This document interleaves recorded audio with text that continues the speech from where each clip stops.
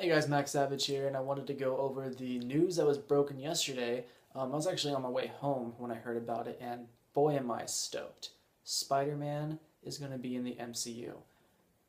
You have no idea how happy I am to hear that. Ever since this whole MCU started and everyone started talking about, oh, Spider-Man's going to be in it, and Wolverine's going to be in it, they're going to make an amazing Avengers movie. Then you went into legal things and found out that they can't because Fox owned um, the mutant rights, and then Sony owned Spider-Man, and I think Ghost Rider, and I think the Punisher, but they lost those rights just recently. So everyone's like, man, we can't get huge chunks of the Marvel Universe can't be in any of the Marvel Cinematic movies, which sucked. But it happened. Finally happened. Sony and Marvel got together, signed some paperwork, did something amazing, and were able to get Spider-Man in the next movies. Now, I've already said that not only is Marvel going to be allowing their characters, because Spider-Man's going to be in Marvel movies now. Also, Marvel's going to allow some characters to be in Spider-Man movies, which I'm going to think it's kind of like how in the cartoon, the new Ultimate Spider-Man cartoon, where you have Tony Stark and Steve Rogers as adult mentors that come down every once in a while to talk to Spider-Man. That's what I'm assuming is going to be in the Spider-Man movie, but mainly he's going to be in the Marvel Universe. It's already been stated he's going to be in the universe right before his next movie comes out, so Spider-Man 3 comes out. And looking at the time frame from when the next movie comes out, there's only a few movies in between there where Spider-Man could possibly come in. That's Age of Ultron, which is coming out in a few months, so chances are that's not going to be the one.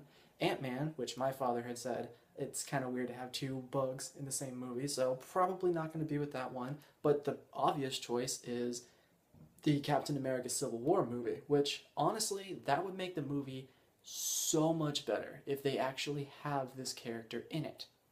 Now, as a huge fan of Marvel Comics, and that's what actually got me into comics, actually reading them, like picking them up, going out to comic book stores, grabbing them all, is reading Civil War. Like, the idea of heroes facing heroes because of something like this was just amazing. And to those who don't know, what happens with Spider-Man in that is that that's the issue, or that's the series that had Spider-Man take off his mask to the entire world and say, I'm Peter Parker.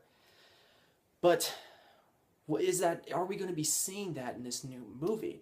Honestly, I don't think so. Now, here's the reasons why. The next Captain America movie, known as Civil War, is going to be what we've been led on to, is Captain America is going to fight Iron Man, where you've gotten hints that it's going to be Captain America creating his own Avengers team and Iron Man creating his, and it's all because of what happens in Age of Ultron.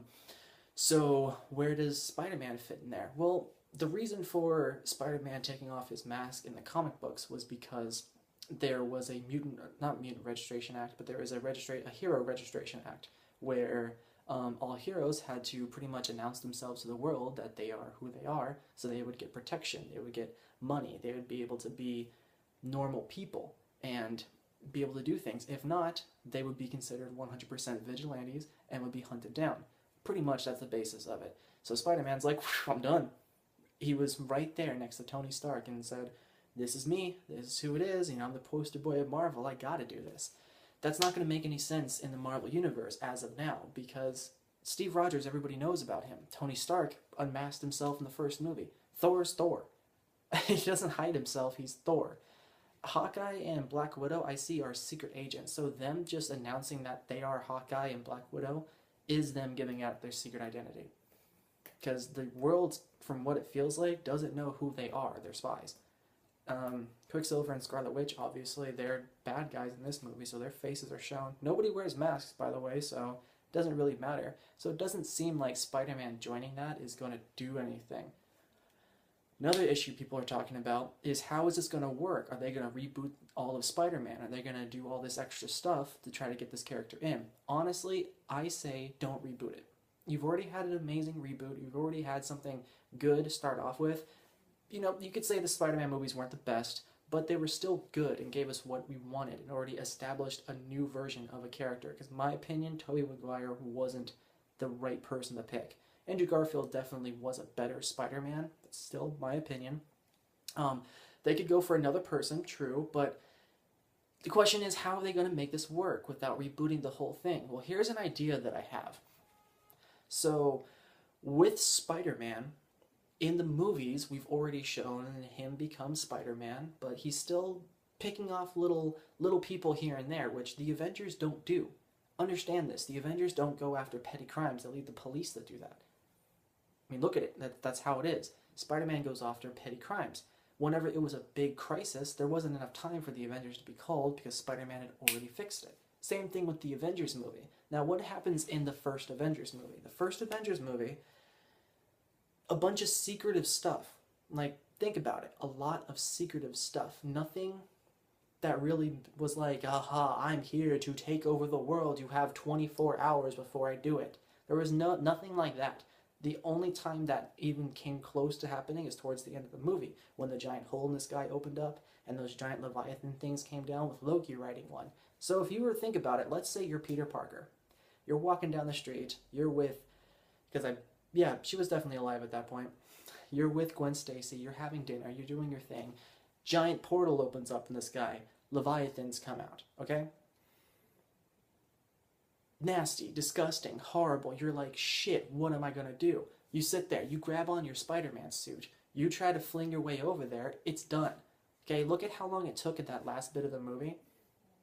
The Avengers already took care of it by the time it's done, so what's Spider-Man going to do? Jump in there and take some credit, show his face? Honestly, I see Spider-Man kind of protecting people on the ground floor, you know, in his section of New York, while the Avengers did their whole big thing. So it makes sense. We can still have the Peter Parker be this person. But we have been told Andrew Garfield doesn't want to play this new Spider-Man character. We've also been told that Marvel and Sony are looking for a brand new person to play Spider-Man. Somebody in their high school ages. They can still do it, okay? What they can do is do a partial reboot. Now, what does that mean, partial reboot? Pretty simple. So in the movie that they're going to introduce Spider-Man in, which could be Age of Ultron, could be Ant-Man, it could be Civil War, they show this new character and say, oh, he is Peter Parker, as a younger version of this character.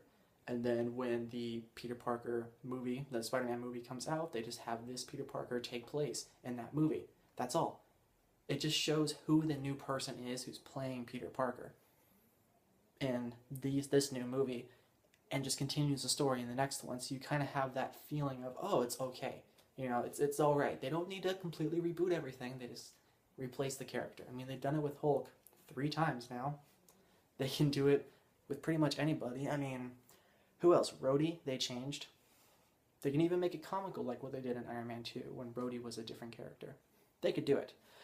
But again, one of my thoughts, amazing. I can't wait to see what more they do.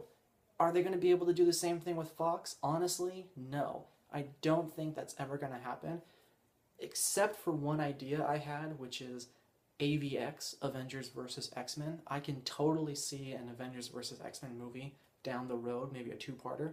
That I can see as a way for both franchises to get their money, for both characters to be in the same movie, but not at the same time. Have a whole dimensional blah blah blah, because that hasn't been really touched upon in any of those stories. So that could be the first time it does when it comes to opening dimensions and crossing worlds. A world full of mutants versus a world full of heroes. That could be cool. Or they could say instead of heroes, it's Inhumans. That's the mutant equivalent of it or whatever. But, you know, that's just my thoughts. You know, that's what I come up with this whole thing. I'm super stoked, super excited about all of this. I want to see what more they do.